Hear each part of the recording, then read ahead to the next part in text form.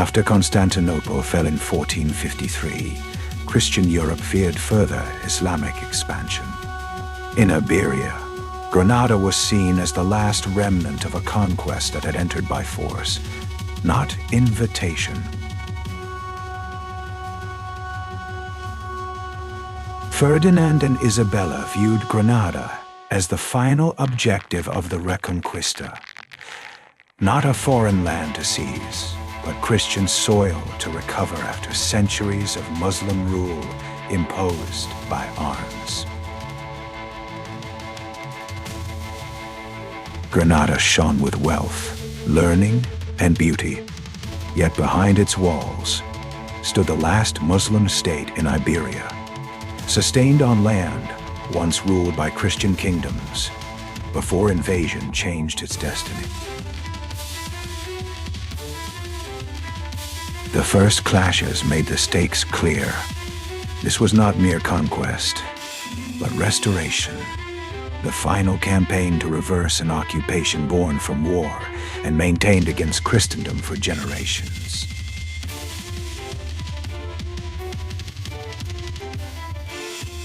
Royal camps rose outside Granada with artillery, trenches, and discipline. The Catholic monarchs prepared not for plunder, but for the final recovery of a city held by the last Islamic power in Spain.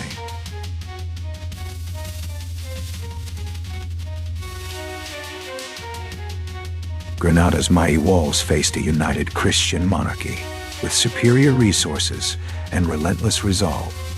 The defenses protected the final fortress of a rule established centuries earlier by conquest.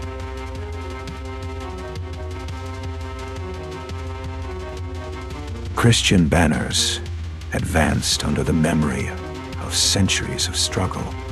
Soldiers believed they were completing the work of their ancestors and restoring Christian authority over lands long lost to Muslim arms. Inside the city, Granada's defenders prepared bravely. They knew they were guarding the last Muslim stronghold in Iberia against a Christian advance that had steadily reclaimed the peninsula.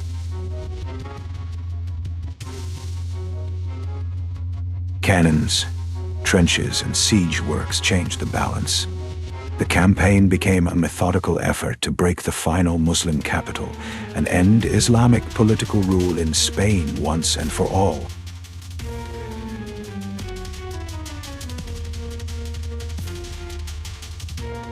The first cracks in the walls carried immense meaning. Stone was failing, but so was the last barrier shielding a dynasty that had survived on conquered land for centuries.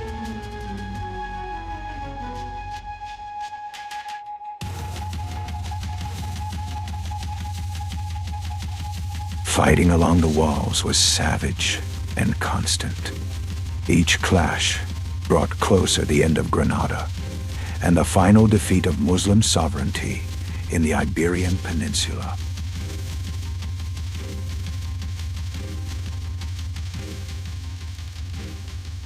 The Alhambra stood as the supreme symbol of Nasrid rule, glorious, refined, and doomed.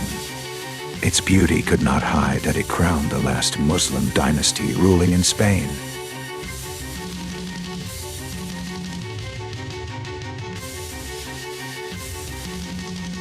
The defenders fought with courage and desperation.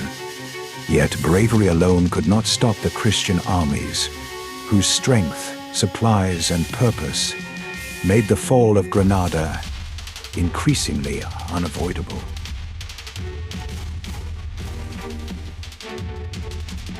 The Christian advance was slow, disciplined, and relentless. Step by step, they dismantled Granada's defenses and closed the final chapter of the Reconquista.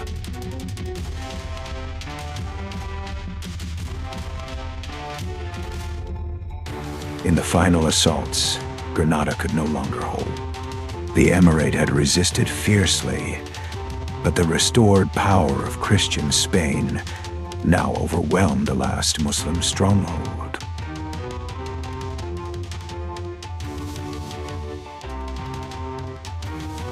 Granada's fall ended Muslim sovereignty in Iberia. For Christian Spain, it was the completion of a centuries-long reconquest of lands, never willingly surrendered, but taken long ago by force. The surrender ended more than a siege. It closed an era of divided Iberia and fulfilled a long Christian effort to reverse the Islamic conquest of Spain.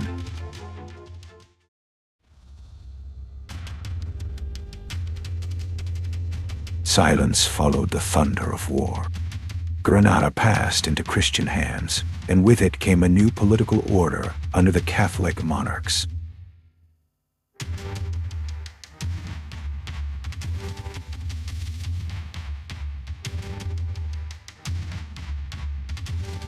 The victory of 1492 reshaped Spain's destiny.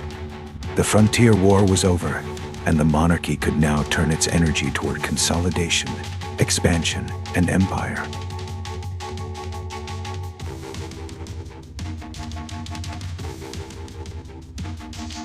Ferdinand and Isabella emerged as the rulers who completed Spain's territorial restoration.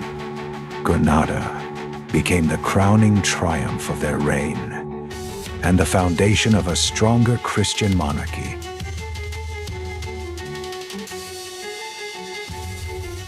For Granada's people, surrender meant adapting to Christian rule.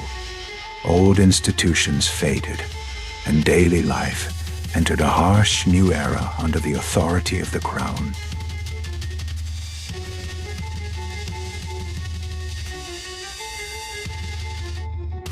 The Nasrid dynasty vanished as a political force. Its palaces, memory, and art remained, but its sovereignty was gone forever.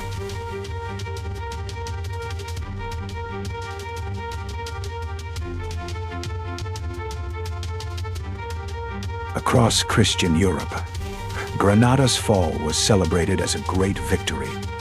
After Ottoman triumphs in the East, Spain had shown that Islamic expansion could be resisted and defeated.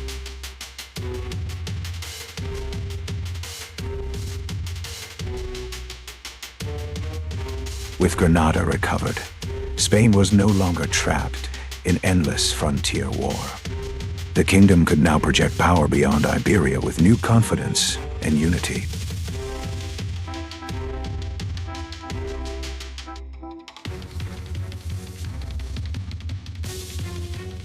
Granada entered legend as a city of splendor and loss. Yet beneath the poetry remained a harder truth. Muslim rule in Spain had begun by conquest, not invitation.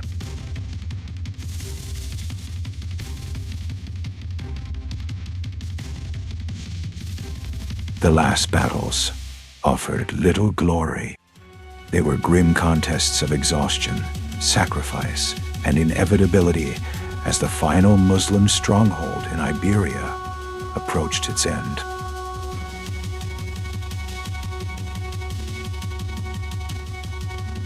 The handing over of the keys symbolized total defeat. Nasrid rule ended, and Christian sovereignty was fully restored over Granada.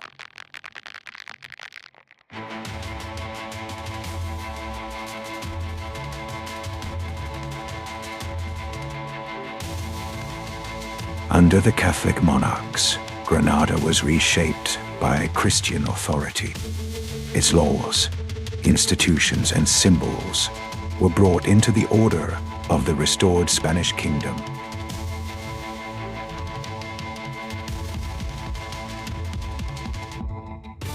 The fall of Granada remains the final triumph of the Reconquista, the end of Muslim rule imposed by force, and the recovery of a land Christians believed had always been their own.